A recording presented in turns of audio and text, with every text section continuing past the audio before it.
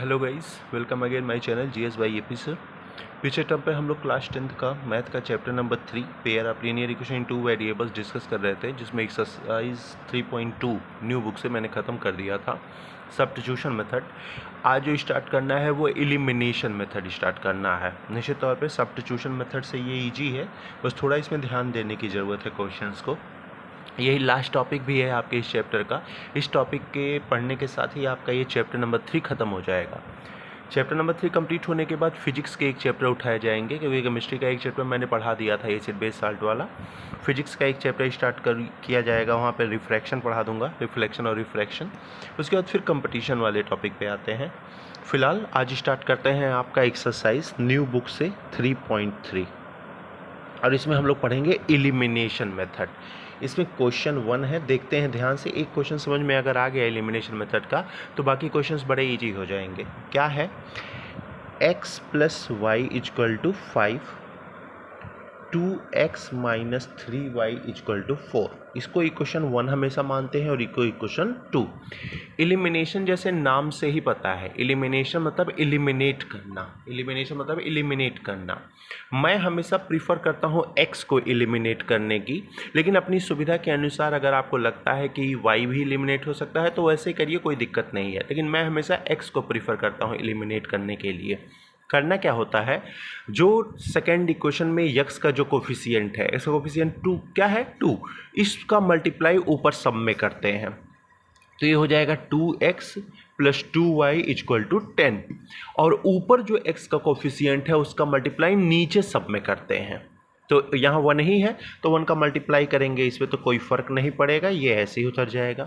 यानी क्या करना होता है एलिमिनेशन में, जो x का कोफिशिएंट नीचे वाले इक्वेशन में है उसका मल्टीप्लाई सब में, ऊपर जो x का कोफिशिएंट है उसका मल्टीप्लाई नीचे वाले में सब में। उसके बाद इसे घटाना होता है। क्या करते हैं? घटाते हैं। घटाने के बाद आपको पता होना चाहिए साइन बदल जाता है। ये प्लस है तो माइनस, ये माइनस है तो प्लस, ये प्लस है तो माइनस।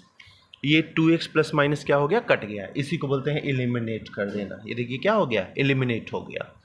2y 3y जुड़ के हो जाएंगे 5y, और 10 माइनस 4 6, तो y इक्वल टू हो जाएगा 6/5। यही होता है y का आंसर, और इसी को बोलते हैं एलिमिनेशन मेथड। अब ये y की वैल्यू किसी भी क्वेश्चन में पुटअप कर दीजिए, 1 में चाहे 2 में। Put the value of y इन 1 में पुटअप कर दिया, तो इक्वेशन क्या है? x plus Y is equal to 5, तो x प्लस 6/5 इजक्वल टू 5। तो ये x इजक्वल टू क्या हो जाएगा? 5 माइनस 6/5।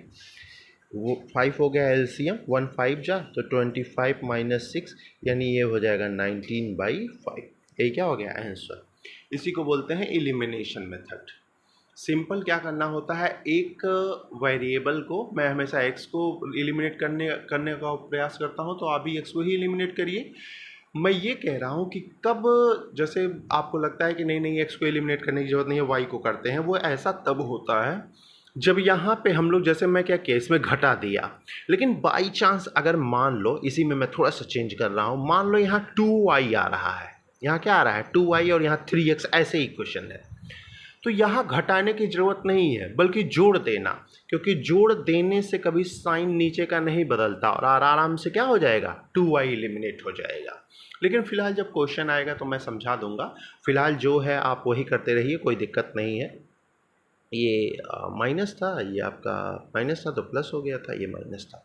ठीक, हमेशा एक वेरिएबल को एलिमिनेट करते हैं, यक्स को चाहे करना चाहे वाई को, ये डिपेंड करता है आपके ऊपर। ठीक, फर्स्ट का सेकेंड पार्ट हम लोग देखते हैं। 3x plus 4y equal to 10, इसे 1 मानते हैं। 2x minus 2y equal to 2, इसे इक्वेशन 2 मानते हैं। अब नीचे 2 का कोफिशिएंट x का 2, तो मल्टीप्लाई कर दो सब में। 2 3 जा 6x, 2 4 जा 8y, 2 10 जा 20। ऊपर x का जो कोफिशिएंट है उसका मल्टीप्लाई नीचे, तो 3 का 2 में 6x माइनस 6y जा 3 2 जा 6। घटा दीजिए। घटाने के बाद ये प्लस है तो माइनस, माइनस है तो प्लस, प्लस है तो माइनस। जैसे ही नया साइन लगे, पुराने साइन को भूल जाइए कि यहाँ कौन सा साइन था, अब नया साइन सब कुछ करेगा।